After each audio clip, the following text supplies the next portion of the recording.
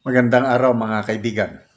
Bigyan natin ngayon ng opinion reaction itong post ng Manila Bulletin 36 minutes ago.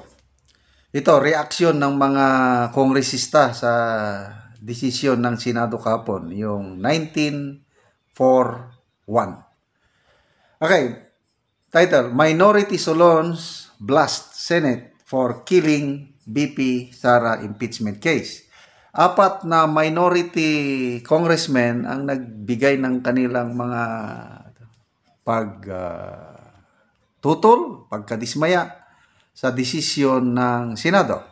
Unahin natin si Akbayan Congressman Percy Sendanya.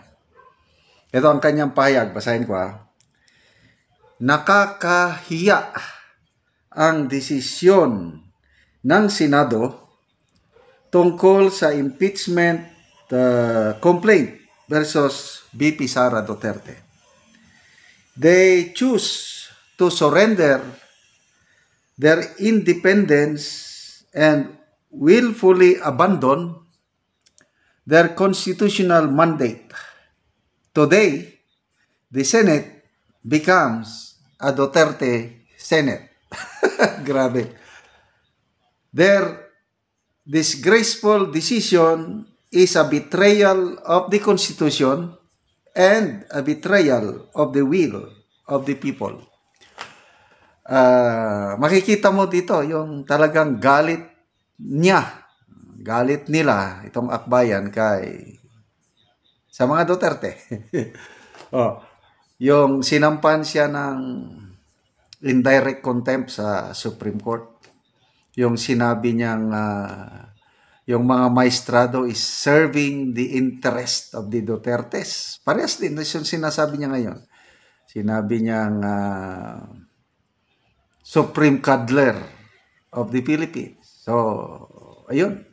Sabi ng isang abogado, si Attorney Neil Abayon, nako, posibleng grounds yun ng indirect contempt, yung mga ganong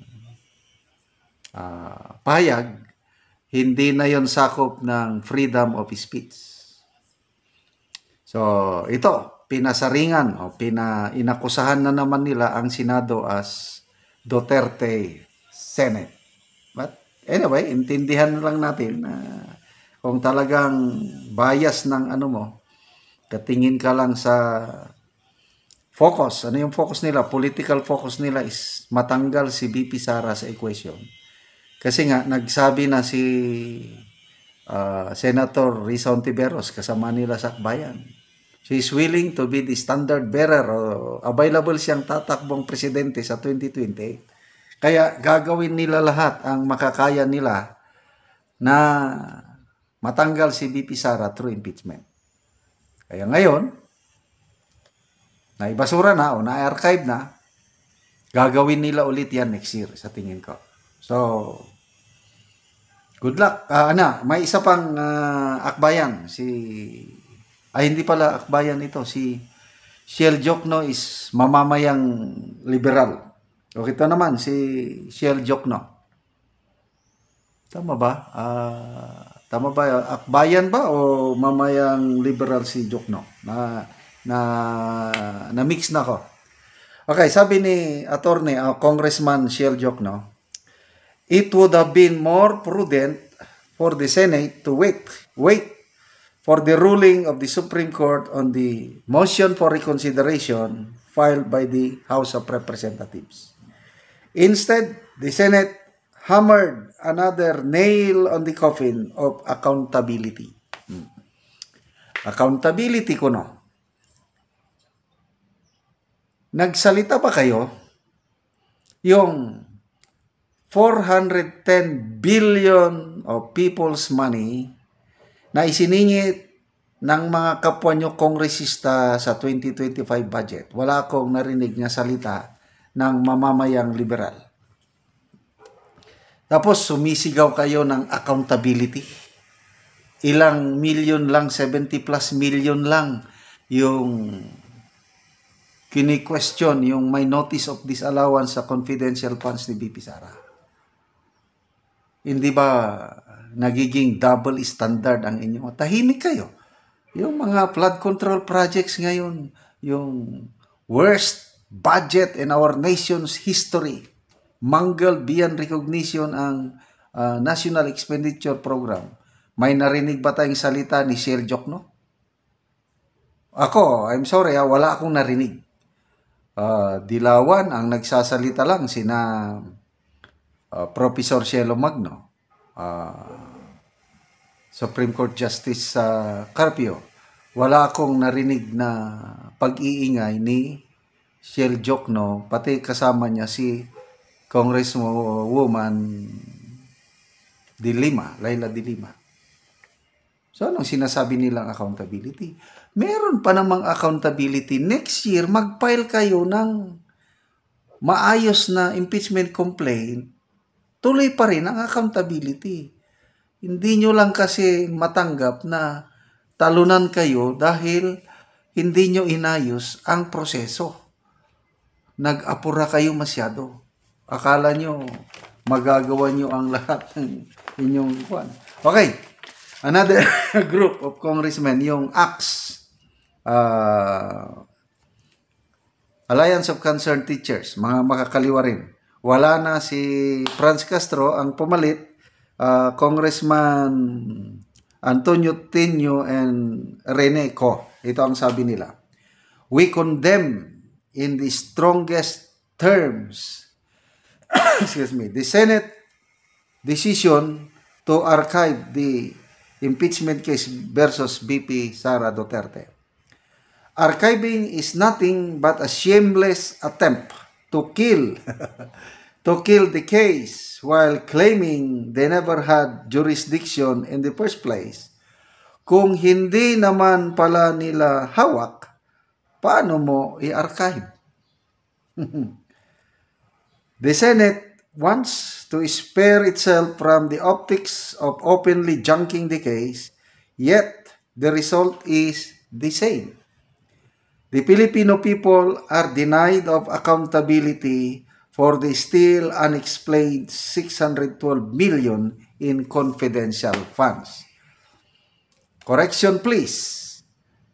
Ang question lang dito is yung 2022 na confidential funds, yung 125 million na ang halos ang iba clear na, ang mayroon lang notice of disallowance is 70 plus million. Yun lang. Yung 2023, 2024, malinis na po ang Office of the Vice President. Unqualified opinion ang ibinigay ng COA. Accountability, ang daming, yung sa Pangulo, billions, I think 4 billion ang confidential funds. Nag-iingay ba kayo? Bakit tinatarget nyo lang si VP Sara? Kasi nga, ang mga Duterte, takot kayo kasi pag mag-presidente ulit ang Duterte, lalong mapupulbos ang mga makakaliwa. Kaya gusto ninyong matanggal ang isang Duterte na posibleng maging presidente sa 2028. Ganun lang yun kasimple. But, better luck next time. Nagdesisyon ng Supreme Court, nagdesisyon ng Senado, wala na kayong magagawa kundi magreklamo at reklamo na lang. Okay. Salamat mga kaibigan sa inyong pagsubaybay sa ating channel.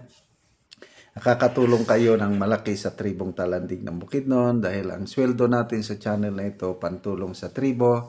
Mayroon tayong livelihood assistance sa tribo. Nagpapatanim tayo ng saging lakatan at Arabica coffee. Panoorin niyo ang video na ito. Anak ko sa area sa kapihan ni Manoy Sidrino. Huwag ako siyang bisitahon. Maayong buntag da Manoy! Maayong buntag. Na. Bununin mo kape. Kabunom mo sa inyong kape. Oo. Nga isa na siya kabulan. Oo, isa na kabulan. Duha ka bangag. Duha. Tagtunga sa kutsara kada isa ka bangag. Ibudget na ni, tunga gyud. Oo, budget nimo Manoy. Imong gi sukod. So isa pa ka bulan maayo kayog tubo na anay mga sanga-sanga. Sir, kay tanawa, ang among kape. Sada ang turok. Sada ang Isa surok. pa kabulan. Angay na iten. Pagluag umba. Tabunan dahil pag wanog abono. Siyempre. Pero,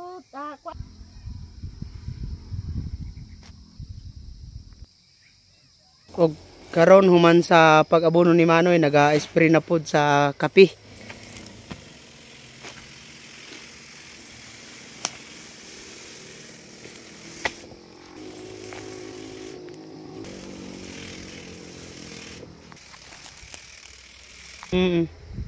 O karon gawas sa kapi nga tinanom ilang Manoy si Drino, mupod ni ang ilang saging lakatan nga hapit na mamunga. O mga dagko na gyud kaayo ang ilang saging. Og maayo na pod ang tubo tungod kay sige sila ani og kaabono og ka-spray sa puradan. salamat sa Ginoo ug sa nagsuportar sa amo sa pagtanom og saging og kape.